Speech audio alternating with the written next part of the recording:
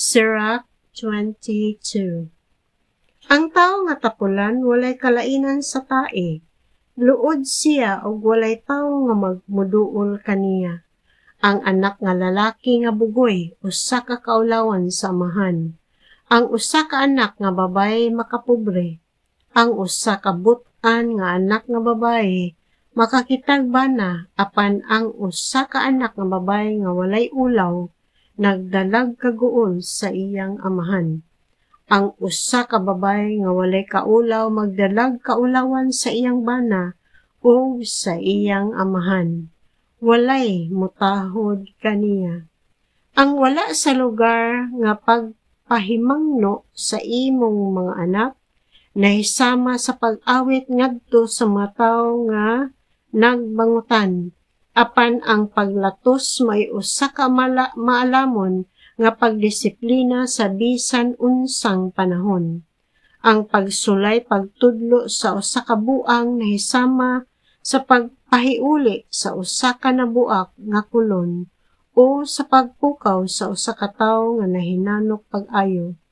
Ang pagpasabot og usa ka butang ngadto sa usa ka buang nahisama sa pagpasabot ngadto sa usa ka tawo nga katulgon. Inig kahuman ni magsulti moingon siya, unsa gani kadto? Magbangutan kita alang sa patay kay dili man sila makakita sa kahayag. Angay nga magbangutan kita alang sa mga buang kay dili man sila makakabot sa pagsabot.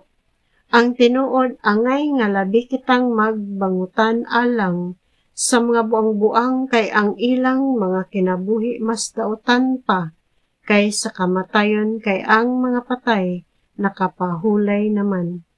Sulod sa 7 ka adlaw magbangutan kita sa patay apan ang usa ka tawo nga buang-buang o kaaway sa Dios mahimong hinungdan sa usa ka kagul-anan nga mulungtad sa tibuok nga kinabuhi.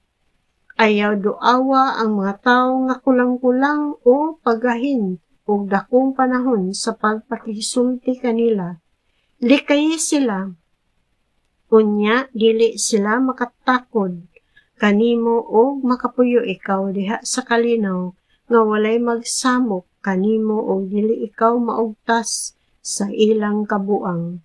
Ang maong mga tawo maoy palas-anon nga mas mabugat pa kaysa tingga ug ang bugtong pulong nga sibo kanila mao ang mga buang-buang.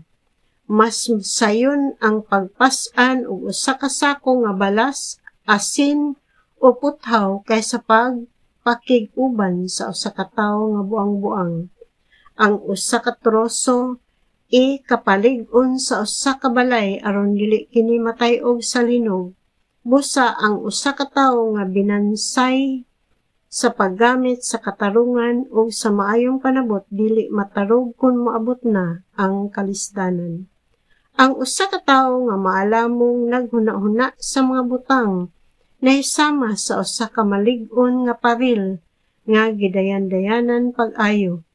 Ang gagmay nga mga bato ibabaw sa usa ka paril dili magpabilin didto. Inighapak sa hangin ug ang usa ka tawo kansang binuang sa mga huna-huna nakapatalawan kaniya. Dili makahimo sa pagbarog diha sa mga makahadlok nga mga hitabo. Kung mapuling ikaw, muagas ang mga luha. Kung makasilo ikaw pag-ayo sa isikataw, masuta mo ang iyang matuod nga gibati. Kung labayon mo mga bato ang mga langgam, manglupad sila o kung insutuhon mo ang usa ka higala, mabungkag mo ang inyong panaghigalaay. Bisan kung makiglalis ka pag-ayo sa usa ka higala o magsulti sa mahait nga mga pulong, wala mapildi ang tanan. Mahimo gihapon nga makig-uli ka kaniya.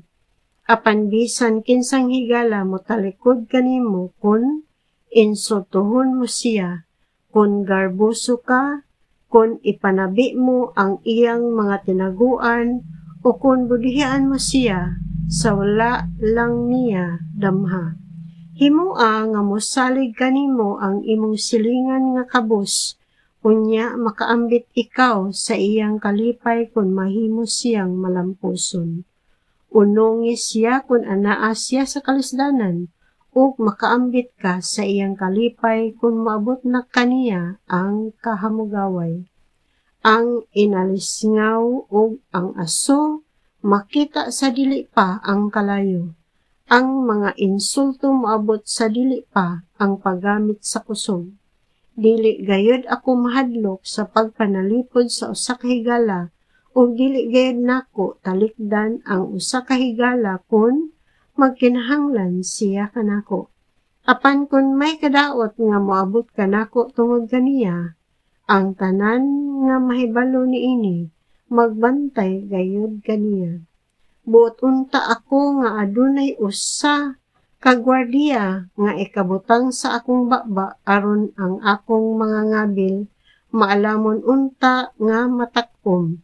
Maglikay kini kanako gikan sa mga sayop ug maoy magpugong kanako sa pagdaot sa akong kaugalingon pinaagi sa akong dila mismo.